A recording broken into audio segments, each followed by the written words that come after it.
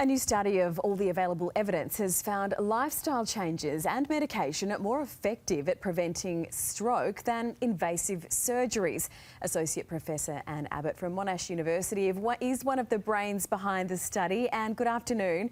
Most people would prefer a few lifestyle changes to major surgery. What are some of these lifestyle changes that can help people avoid stroke?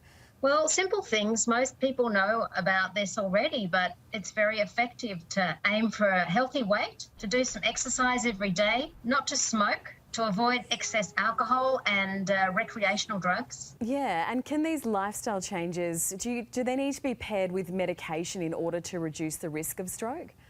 Yes, because there are a number of risk factors like high blood pressure and high blood cholesterol and diabetes that need medical management as well. And if it's that simple, if lifestyle changes and medication are that simple, why are we still seeing people having this invasive surgery? Well, the rationale for doing surgery and stenting on the main brain artery, the carotid artery, is based on randomised trials that were conducted 30 to 40 years ago where they compared surgery with the non-invasive management alone, the healthy lifestyle practices and medication.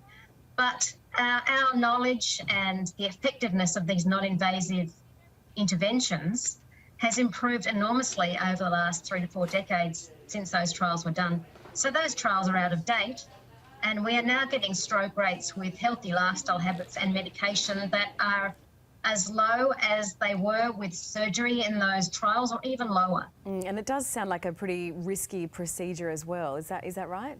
So stenting, and particularly stenting, is dangerous, but also surgery on the carotid artery, the main brain artery, does carry an immediate procedural risk in the order of 1, but sometimes higher, up to 10% of stroke or death.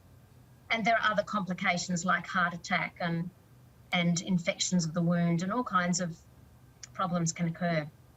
So does this study sort of really drive home the importance of the medical industry to transition to incorporating preventative measures as opposed to going straight for the surgery?